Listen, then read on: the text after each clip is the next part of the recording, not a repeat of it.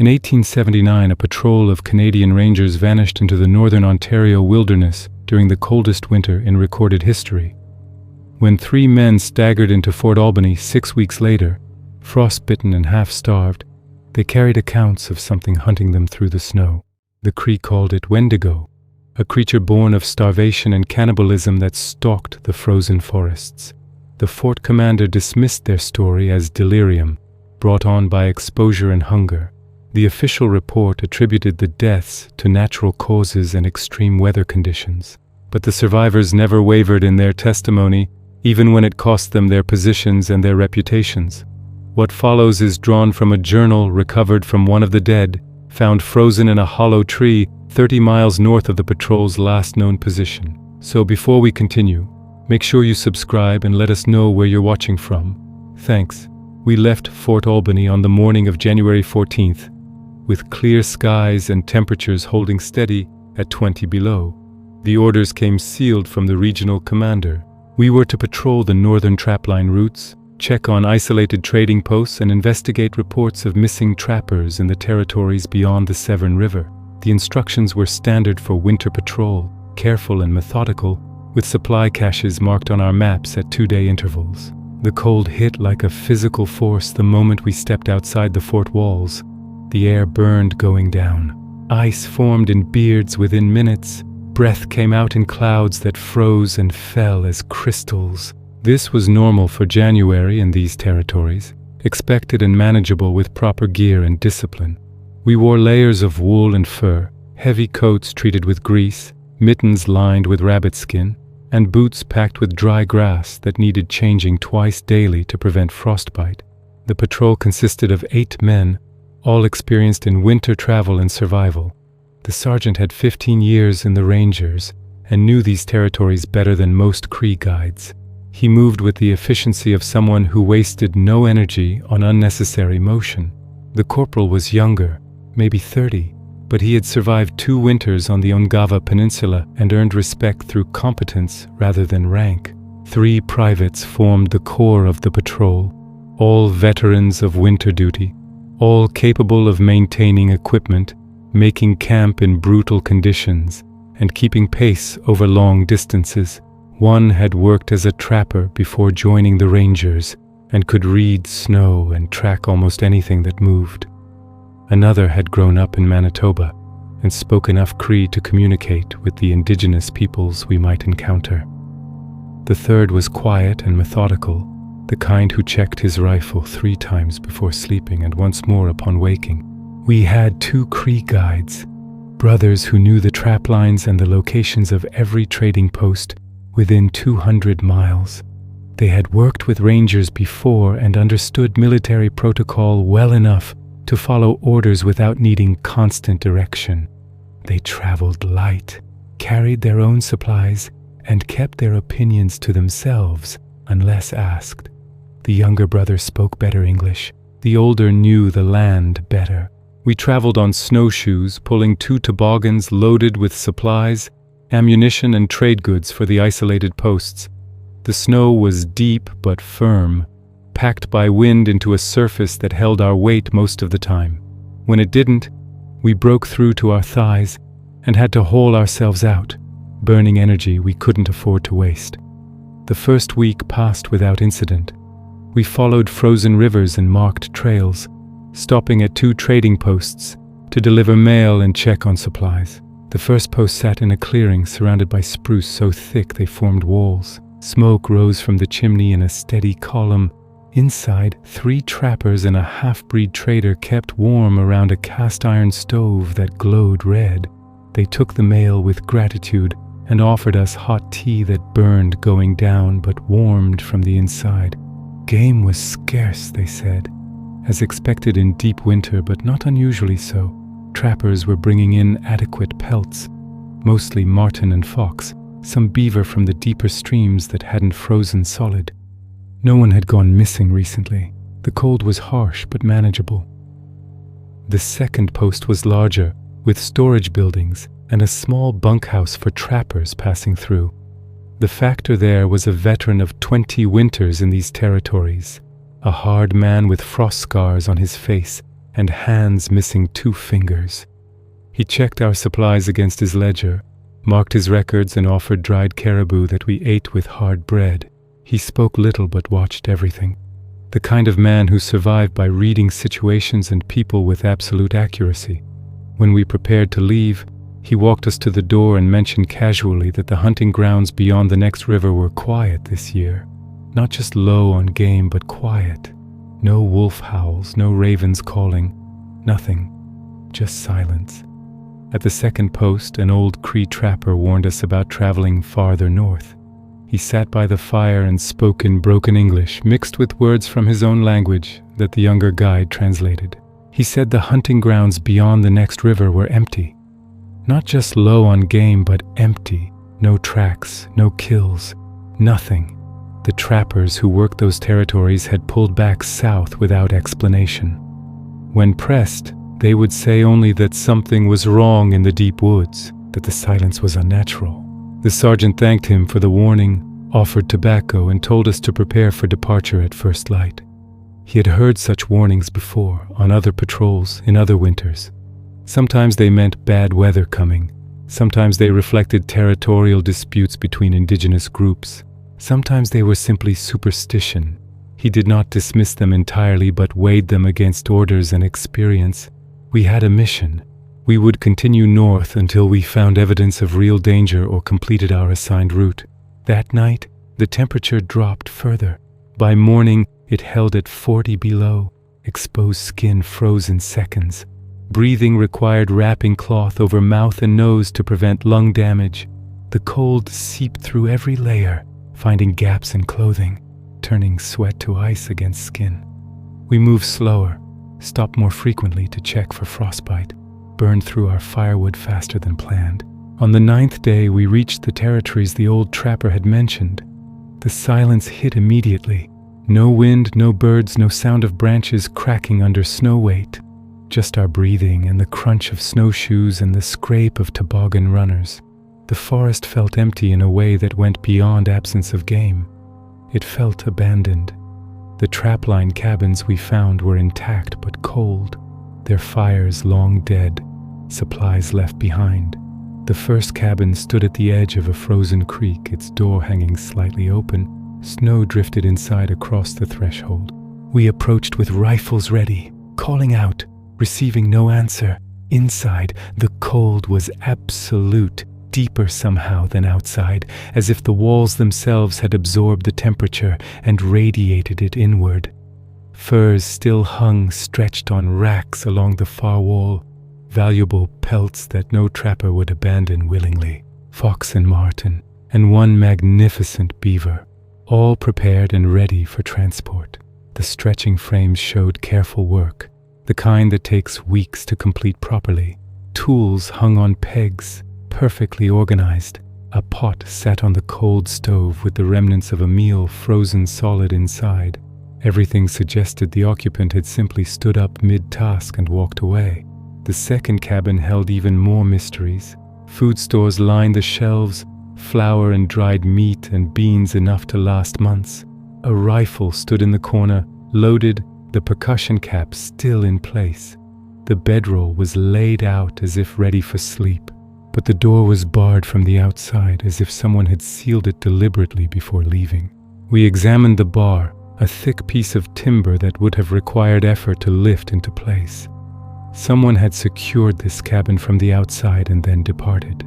No signs of struggle inside, no blood, no indication of violence or panic. Just methodical preparation followed by abandonment. The sergeant ordered us to make camp in the second cabin. We cleared the old ashes, built a new fire, and set watch rotations. The warmth helped, but the silence outside pressed against the walls. I sat near the fire and tried to write in my journal by candlelight. My hands shook from cold and something else I couldn't name. The scratching of my pen seemed too loud. In the night, we heard it for the first time. The sound came perhaps 2 hours after full dark, carried across the frozen forest on air, so still that distance became meaningless. It started low, almost below the threshold of hearing, then rose in pitch and volume. a wailing that was neither wind nor animal nor anything that fit categories I understood. It had qualities of all three: the howl of wind through a canyon, the cry of a wolf, the scream of a man in agony, but it was none of these things. The sound rose and fell in a wailing pattern that set every nerve on edge, that made the hairs on my neck stand and my hands clench involuntarily. It lasted perhaps 30 seconds, stretching time, making each second feel like minutes. Then it cut off abruptly, not fading but ending as if something had closed a door on the sound. Silence rushed back in, oppressive and heavy. We sat frozen around the fire, weapons in hands, not breathing, waiting for the sound to resume or for something to emerge from the darkness beyond the firelight's reach. Minutes passed. Nothing moved. Nothing made sound. Just the crackle of our fire and the beating of our own hearts. The sergeant ordered us to remain inside and keep the fire built high. No one was to step outside unless absolutely necessary. He positioned men at the 2 small windows, watching the darkness beyond the firelight's reach. Hours passed. The sound did not repeat. As dawn approached, we convinced ourselves it had been wind or an animal, something natural that the cold and isolation had made seem worse than it was. At first light, we found tracks circling the cabin. They came from the north, emerged from the tree line approximately 50 yards from the structure, approached to within 20 yards of the walls in a direct line, then circled the entire structure twice in perfect circuits before retreating back north along the same approach path. The tracks were not quite human, a fact that became more disturbing the longer we examined them. Too long, perhaps 18 inches from heel to toe where a large man's foot would measure 12 at most. Too narrow, only 4 inches wide where they should have been broader for balance. The impressions showed deep marks from the heels and shallower marks from the front of the foot, as if whatever made them walked perpetually on its toes, with heels barely touching down. The stride length was wrong, measuring nearly 6 feet between steps, suggesting something tall, moving, with long, loping strides. The depth of the impressions indicated significant weight, despite the narrow profile, pressing through the crusted snow to the frozen ground beneath. The older guide crouched beside the tracks without speaking. He studied them from multiple angles, sometimes touching the edge of an impression with one finger, sometimes just staring. His brother joined him after a moment, and they exchanged words in rapid Cree that carried urgency and fear. Even though I couldn't understand the specific meaning, the conversation went back and forth for perhaps a minute, their voices growing sharper, the younger brother gesturing toward the south, while the older shook his head and pointed at the tracks.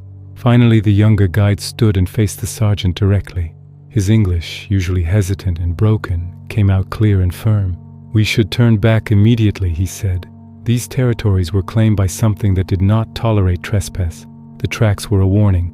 The next encounter would not be a warning.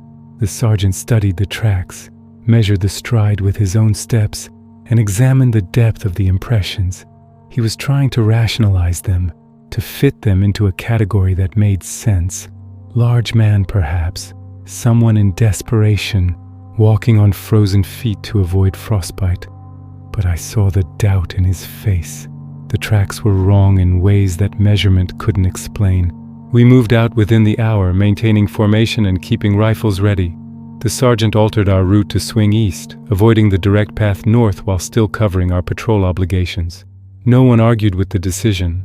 The tracks had unsettled all of us in ways that went beyond fear of wildlife or hostile encounters.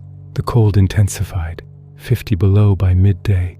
We traveled in complete silence, conserving breath, focusing on maintaining pace and avoiding sweating that would turn to ice against skin. Every hour we stopped to check extremities for frostbite. Fingers and toes went numb despite constant movement. The corporal developed white patches on both cheeks that wouldn't warm even pressed against bare hands. We found the first body 3 days after leaving the cabin. The temperature had continued dropping, settling into a range where metal burned bare skin and breath froze before it could dissipate. We were moving slowly, conserving energy, when one of the privates spotted something ahead that didn't match the natural patterns of the forest. a shape against a tree that was too regular, too vertical. We approached with weapons ready, spreading out slightly to create fields of fire, calling out and receiving no response. A trapper, frozen solid, sitting upright against the trunk of a large spruce with his rifle across his knees and his pack still strapped to his back. His eyes were open, staring at nothing, the moisture in them frozen into ice that caught the weak sunlight and glittered. No wounds visible on the body, no signs of violence or struggle, no indication of how he had died beyond the obvious conclusion that he had simply stopped moving and let the cold take him. But the expression on his face contradicted any peaceful death. His mouth was open in a silent scream, lips pulled back from teeth, jaw distended as if he had died mid-cry. The muscles of his face were locked in absolute terror, every line expressing horror that had been preserved perfectly by the freezing temperatures. The sergeant ordered us to search the body for identification and supplies. The task was difficult. The clothing had frozen to skin, the pack straps were rigid as iron, the rifle had to be pried from hands that gripped it even in death. We worked carefully, respectfully, though the cold made us hurry more than we should have. The rifle was loaded but not fired, both barrels still charged with powder and ball. The pack contained food and ammunition and basic supplies, everything a man needed to survive in these territories. There was no rational explanation for why he had stopped. He had resources, he had shelter options. He could have built a fire, could have kept moving, could have done a dozen things to survive. Instead, he had sat down against this tree and waited to freeze. We found his journal in an inside pocket, the leather cover stiff with cold, the pages brittle. The sergeant opened it carefully, knowing paper this cold could shatter like glass. The entries started normal, routine observations about trap lines and weather and daily tasks. Then the handwriting changed, deteriorating over the course of several pages from neat script to increasingly frantic scrawl.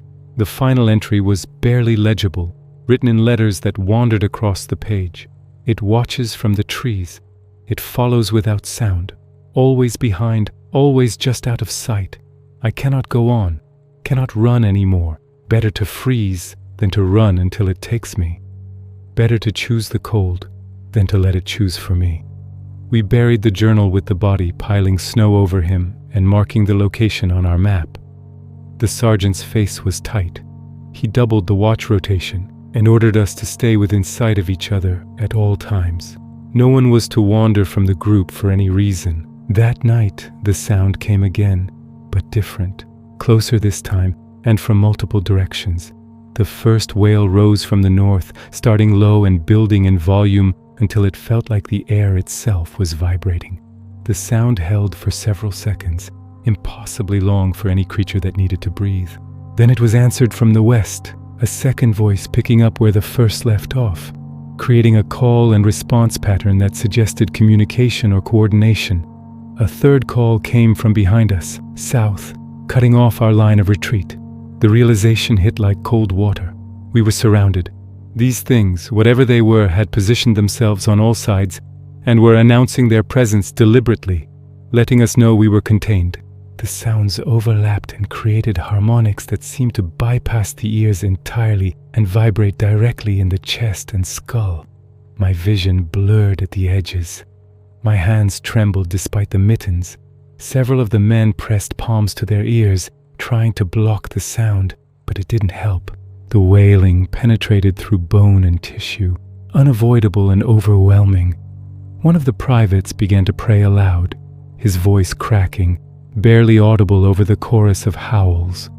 Father Bernardo joined him, speaking Latin prayers in a steady stream, using the familiar words as an anchor against the chaos of sound surrounding us. The calls continued for hours, never approaching closer but never fading.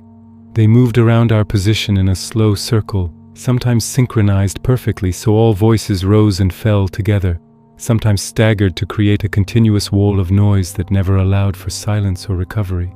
The pattern suggested intelligence and coordination far beyond simple animal behavior.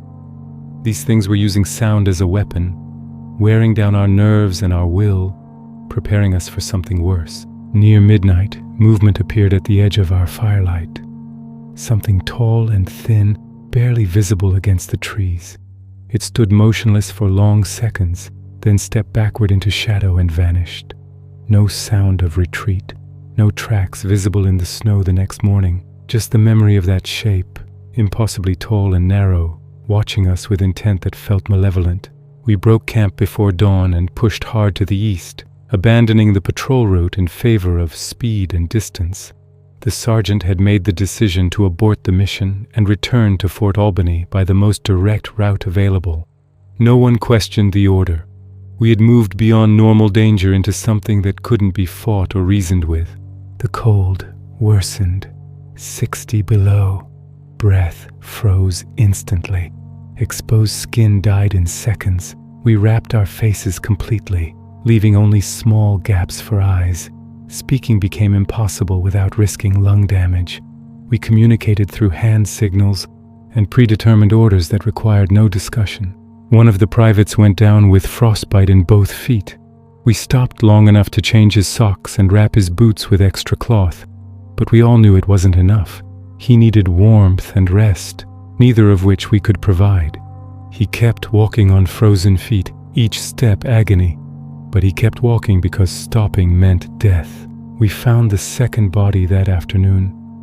Another trapper, this one face down in the snow with deep claw marks raked down his back. The wounds had torn through his coat and the layers beneath, exposing frozen flesh and spine. The attack had come from behind and from above, as if something had dropped onto him from the trees. The blood was frozen solid, dark red ice spreading from the wounds. The tracks around the body were the same we had seen before, long and narrow, with deep heel impressions. They circled the corpse multiple times, then headed north. The pattern suggested the kill had been made, examined, and then abandoned. Not for food, not even for the coat or supplies, just killed and left. The guides refused to approach the body. They stood back with their rifles ready and their eyes scanning the trees above. The younger guide said something in Cree that I didn't need translated. The fear in his voice carried the meaning.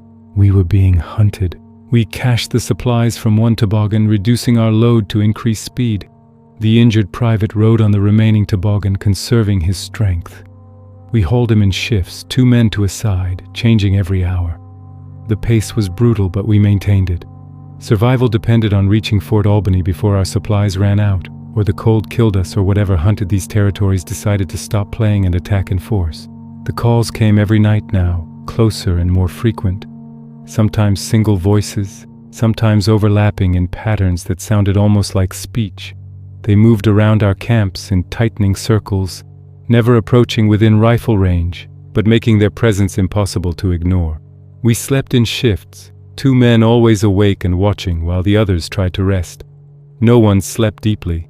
Every sound brought us alert with weapons ready. On the 14th night, it entered our camp.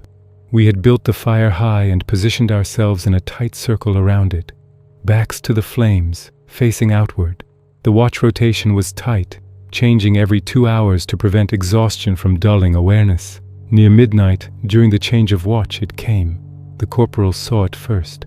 A shape emerging from the darkness between trees, moving with unnatural grace across the snow. It was tall, at least 7 feet, thin to the point of emaciation. The limbs were too long, the joints wrong, bending in ways that human anatomy didn't allow. The head was elongated, topped with what might have been antlers or branches, difficult to distinguish in the darkness and shadow.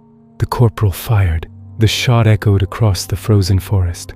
The muzzle flash lit the shape for a fraction of a second, revealing gray-white skin stretched over visible bones, sunken eyes that reflected the firelight like an animal's, and a mouth open too wide with teeth that were too long. The bullet struck center mass. The shape staggered, let out a wail that made my teeth ache, and retreated into the darkness faster than anything that size should have been able to move. We found blood in the snow the next morning. Black blood, frozen in droplets that led north for 50 yards before the trail vanished. The sergeant ordered us to move immediately. We broke camp while it was still dark.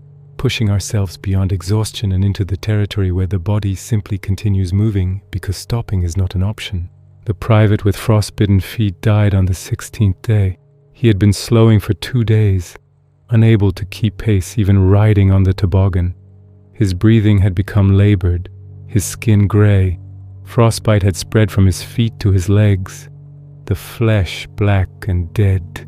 Infection had set in despite the cold. He died without waking from sleep, his body giving up the struggle it could no longer sustain. We buried him under snow and stones, speaking no words over the grave. There was no time for ceremony and no energy for sentiment. The sergeant took his rifle and ammunition. We left everything else. The dead had no use for supplies, and we needed every advantage we could carry. That night the thing returned. Multiple shapes this time, at least 3, moving through the trees around our position. They were coordinating, testing our defenses, watching for weakness. The shapes appeared and vanished, always at the edge of perception, never giving a clear target. The wailing came from all directions, disorienting and constant. One of the privates broke. He stood and fired at shadows, burning through his ammunition in seconds of frantic shooting. The sergeant tackled him, forcing him down and holding him until the panic passed. When he could speak again, the private whispered that they were everywhere, that we were surrounded, that we would all die in these trees and be left for the scavengers. He was not wrong. We all felt it. The certainty that we were outmatched and being herded toward some conclusion we couldn't prevent. But acknowledging that certainty meant giving up, and we were not ready to give up yet. We doubled our pace the next day, pushing until muscles screamed and lungs burned. The cold was a constant enemy now, sapping strength and will with every breath.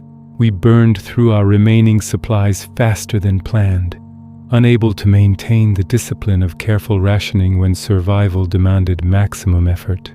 The guides disappeared on the 18th day.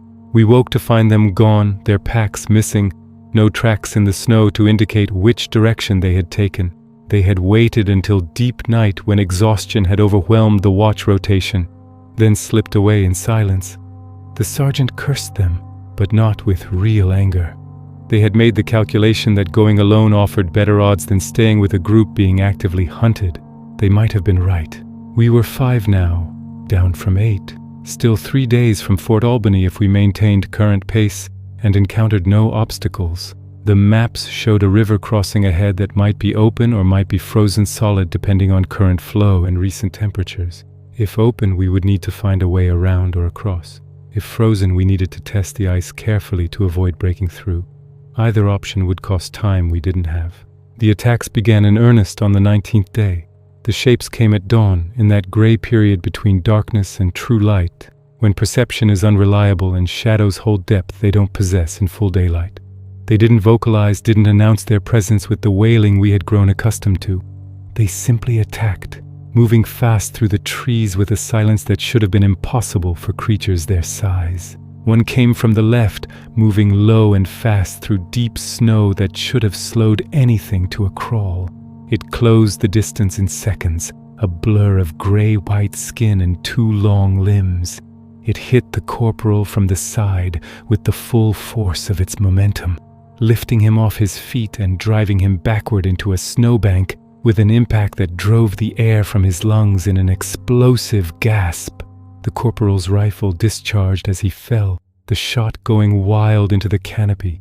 He twisted as they went down together, managing to get the muzzle positioned against the thing's torso, even as claws raked across his chest. He fired point blank, the powder flash scorching the creature's hide. The thing screeched, a sound like metal tearing, and lurched backward. The wounds weren't deep enough to be immediately fatal, but they were bad. A second shape attacked from behind. Before we could even process the first assault, it dropped from a tree onto one of the privates, landing on his back with its full weight. The impact drove him face first into the snow with a crunch that might have been his nose breaking or might have been ribs cracking. The thing's weight pinned him down completely, knees driving into his back, hands gripping his shoulders. 2 shots fired simultaneously, sharp cracks that echoed between the trees. The sergeant and another private both aimed for the shape on the downed man. firing from different angles to avoid hitting their comrade.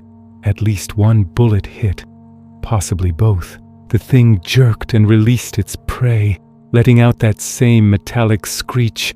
It bounded away on all fours, moving with joints that bent wrong, with a gait that was neither human nor any animal I could name. It covered 20 yards in seconds and vanished into the forest, leaving blood trail in the snow that steamed and melted the surface where it fell. The private didn't get up. His neck was torn open, blood pumping into the snow in rhythmic spurts that slowed and stopped within seconds. Dead before we could even try to help him. We left him where he fell and ran, abandoning formation and discipline in favor of raw speed. The shapes pursued, appearing and vanishing among the trees, always just out of clear rifle sight, herding us north when we tried to go east, forcing us into deeper forest and farther from any marked trails. By midday we were down to 4. The private who had panicked and burned his ammunition was missing, separated during the attack and the retreat. We heard him screaming once, a sound that cut off abruptly and didn't resume. We didn't go back for him. The sergeant had been clear. If we were divided, we didn't return. Every man knew the risk when he volunteered for ranger's duty. The river was open, black water running fast enough to prevent freezing, perhaps 40 feet wide, with steep banks and no obvious crossing point. The ice along the edges extended maybe 10 feet from each bank, thick enough to support weight, but ending in sharp edges where the current had undermined it. Crossing meant either finding a way around, adding days to our journey, or attempting to bridge the gap somehow and risk falling into water that would kill in minutes. The corporal proposed using one of the few remaining toboggan slats as a bridge, extending it from ice edge to ice edge, and crawling across. The gap was too wide. The slat wouldn't reach, and even if it did, it wouldn't support a man's weight. We needed rope and wood and time to construct something functional. We had none of those things in adequate supply. While we argued, the shapes appeared on the opposite bank. 3 of them, standing in clear view for the first time. They were even more disturbing in full visibility.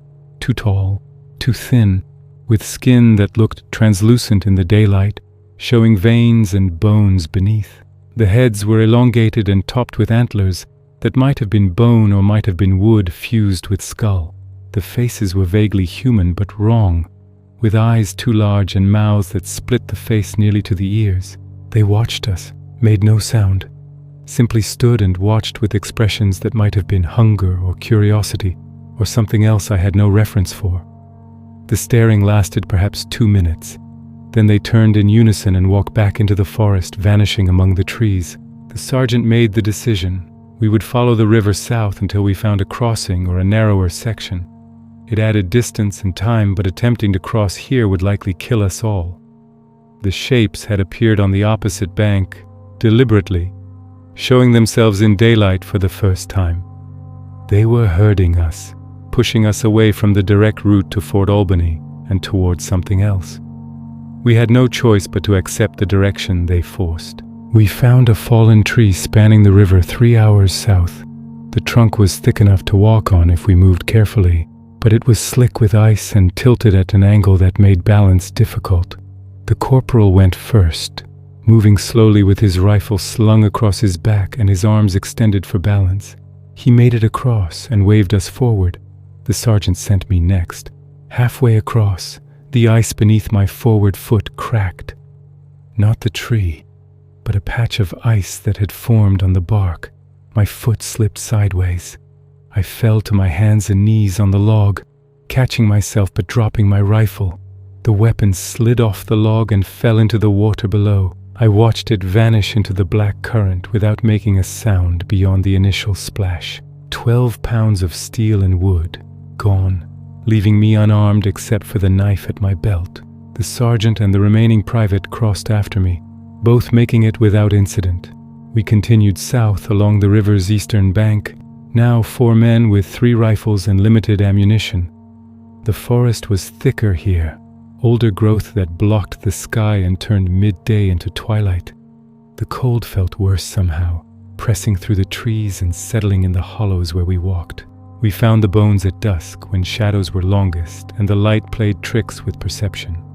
The clearing appeared suddenly as we pushed through a dense section of forest, opening before us like a wound in the trees.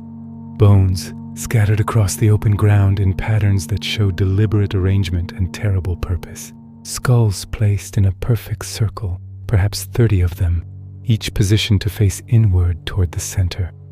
Ribs laid out in spoke patterns radiating from that central point like the rays of a dark sun. Long bones, femurs and tibiae and humeri, stacked in small cairns at what I recognized as cardinal points, north and south and east and west. Dozens of bones, picked completely clean with not a scrap remaining.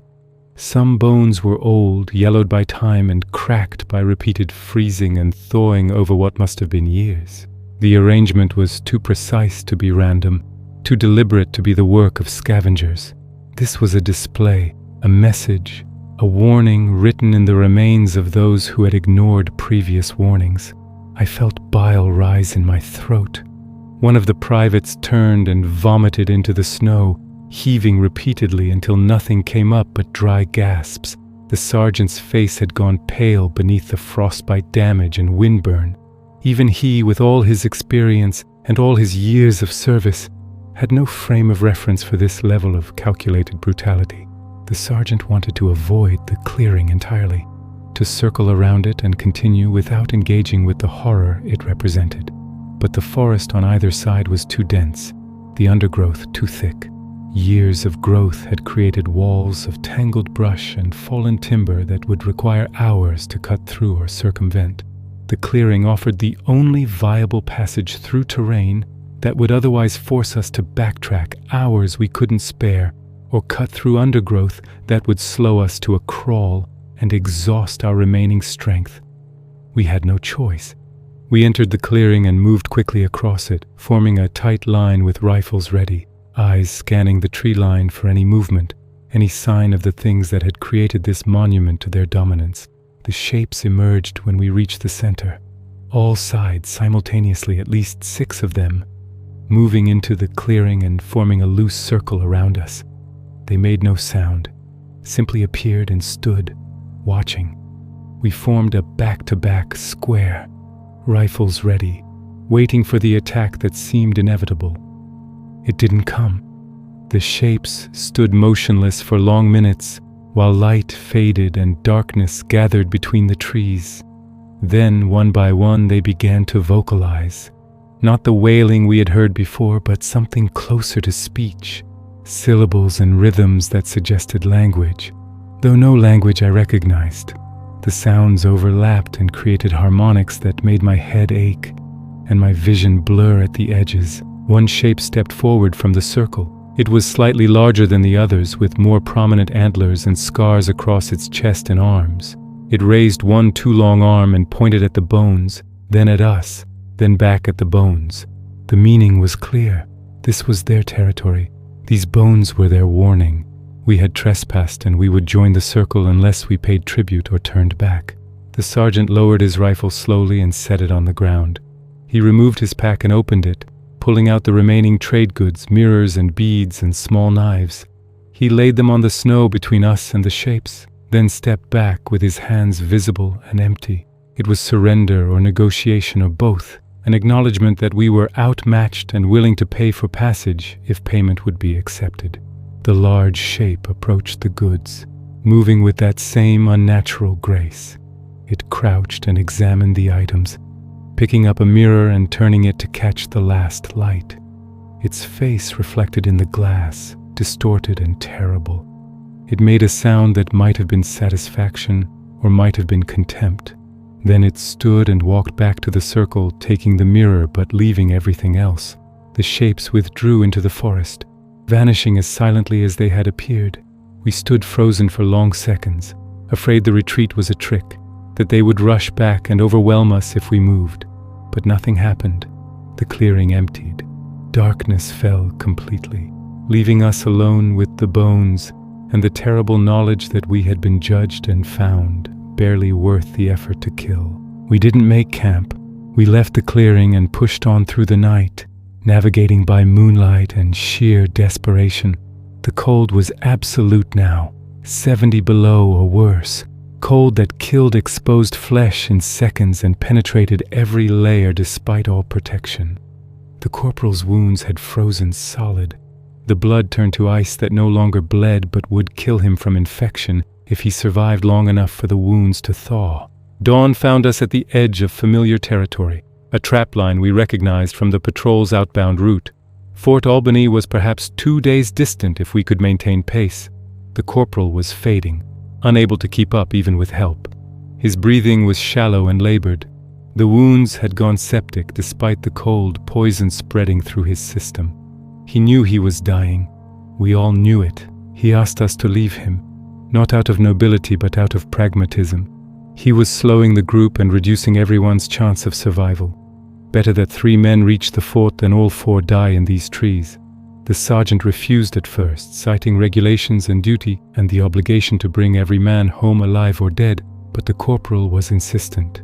He had made his decision and would enforce it by simply stopping if we didn't agree to leave him. We left him his rifle and the remaining ammunition from his pack, built a fire and left enough wood to keep it burning for a day. Gave him food and water, though he probably wouldn't live long enough to need either.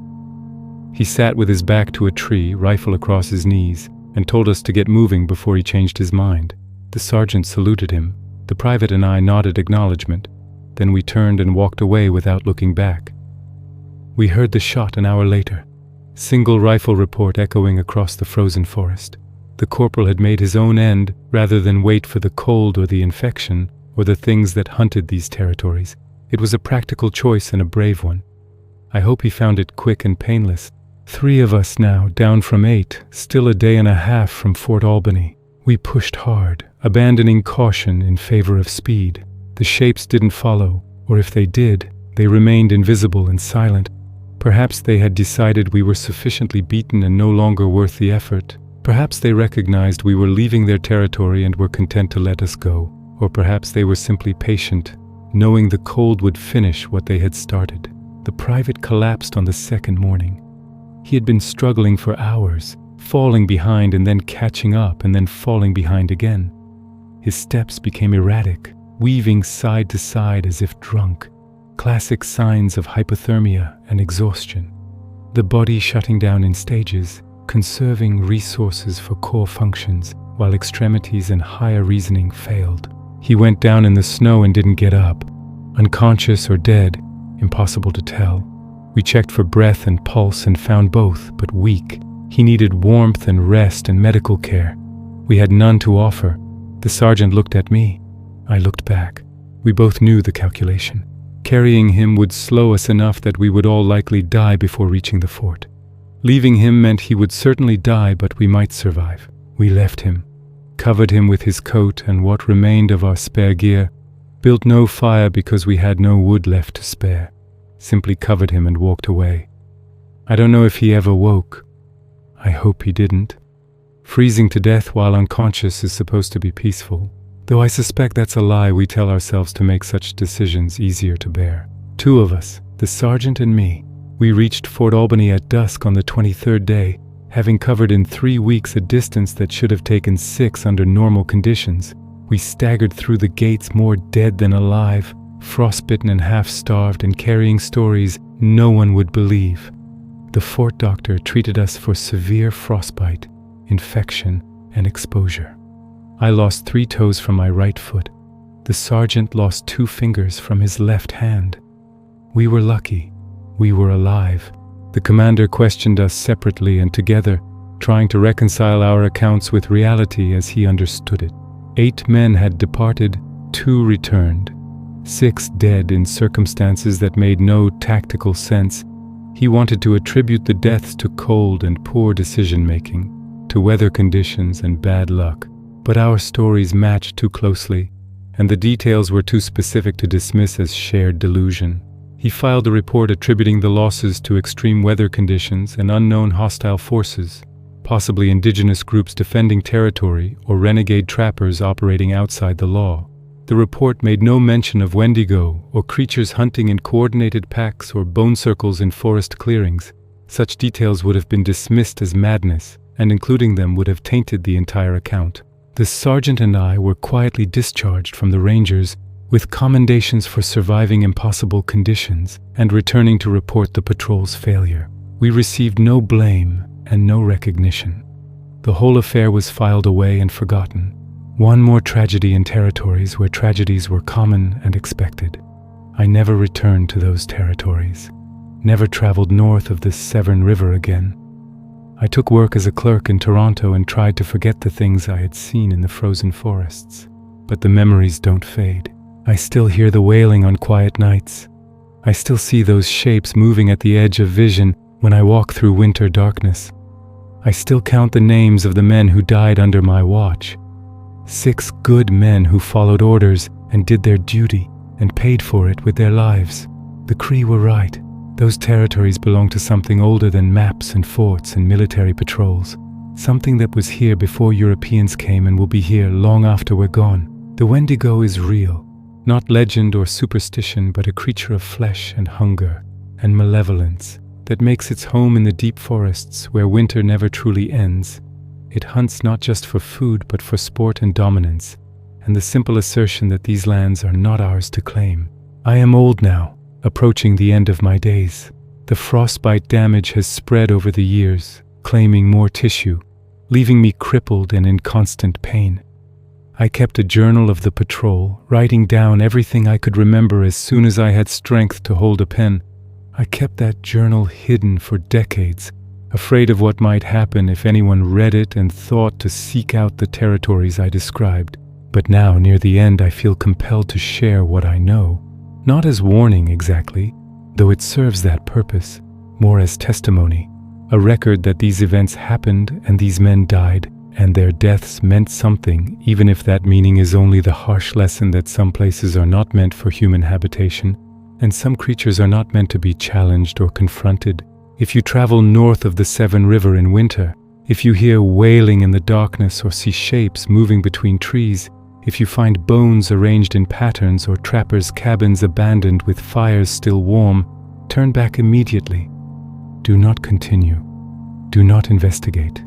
Do not assume you can succeed where we failed. The Wendigo does not forgive trespass. It does not show mercy. It hunts with intelligence and coordination and patience that humans cannot match. We survived only because we were not worth the effort to kill completely, because our terror and retreat served its purposes better than our deaths. But that mercy, if it can be called mercy, extends only to those who recognize their mistake and flee. For those who stay, for those who challenge or hunt or simply remain too long in territories claimed by hunger, made flesh, there is no mercy, only the cold and the wailing and the certainty that when the end comes, it will be neither quick nor clean. Stay out of the northern forests in winter, respect the warnings, listen to the Cree, and if you see tracks in the snow that are too long and too narrow with strides that are too wide, run. Run south and don't look back and don't stop until you reach walls and fires and the safety of numbers. Because once the Wendigo decides to hunt you, once it marks you and begins the chase, there is no escape. Only the question of how long you can run before exhaustion or cold or terror brings you down. For more stories like this, consider subscribing.